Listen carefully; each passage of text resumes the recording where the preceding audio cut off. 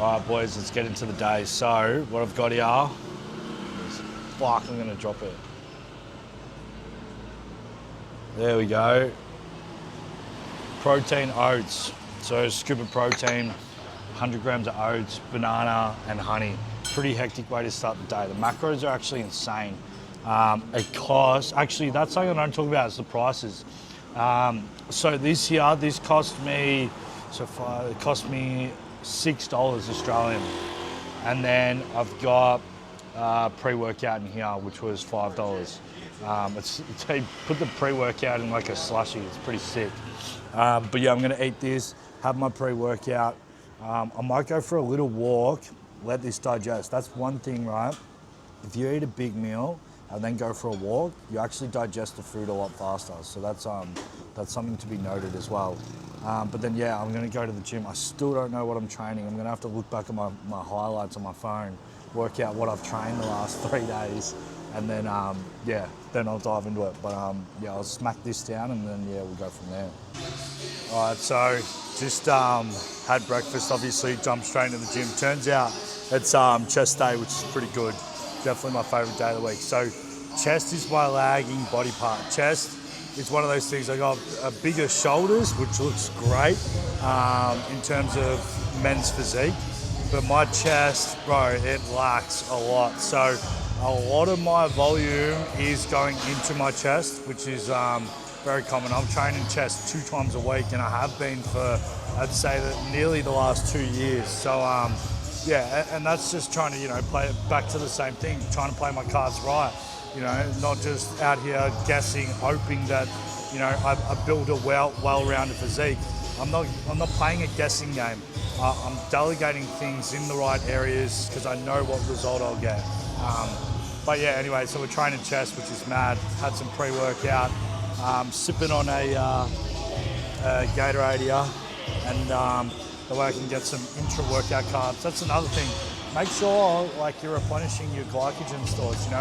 While you're training, you should be training balls to the wall and replenishing those those glycogen stores as you go along, and your glucose levels as well. So your blood sugar levels.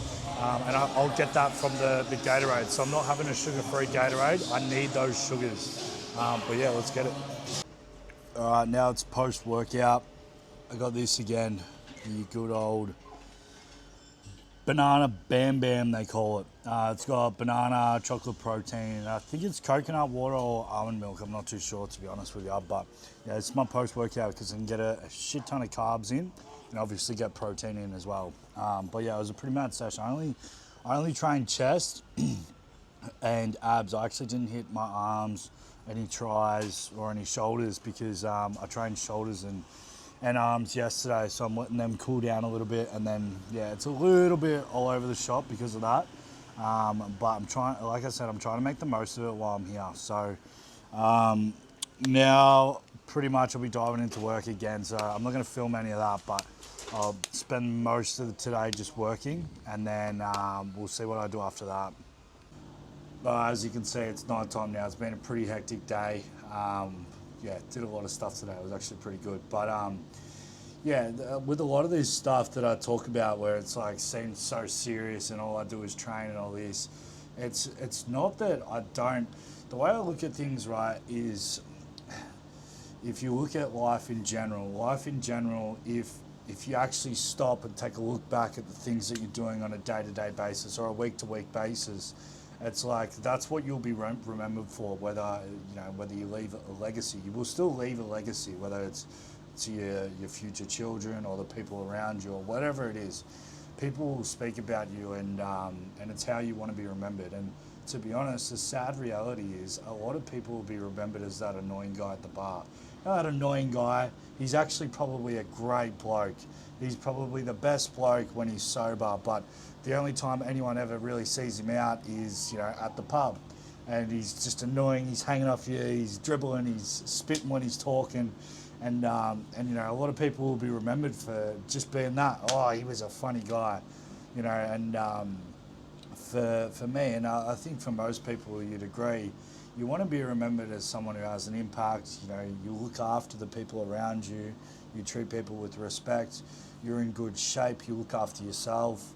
And I think that's kind of what I'm trying to say is there's more to life than just sort of going around drinking, getting blind, and doing things that you regret every single weekend. I'm not saying that every single weekend, but usually there's going to be some slip ups and some things that are out of character when you're intoxicated. So I think if you spend majority of the time trying to improve and look after yourself, that's all I'm trying to do. You know what I mean? Because I've seen it firsthand. It's been exactly 4 months since I lost one of my other good mates, and it just made me think about it. A lot of people seem to forget that. They seem to think they're all planning for 50 years ahead, and they're just working,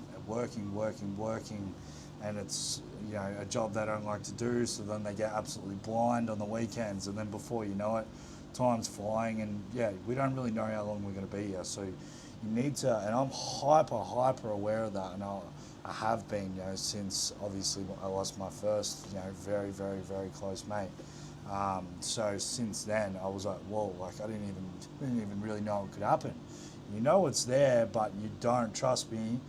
Once it really happens, then you realize a lot of people would obviously relate to that. I'm not alone. A lot of people would relate to that. But for me, it really clicked where I'm like, holy shit, like I gotta do something. I gotta make the most of it. And that's how I've been ever since, probably around then. I was just trying to make the most of it and make something of myself.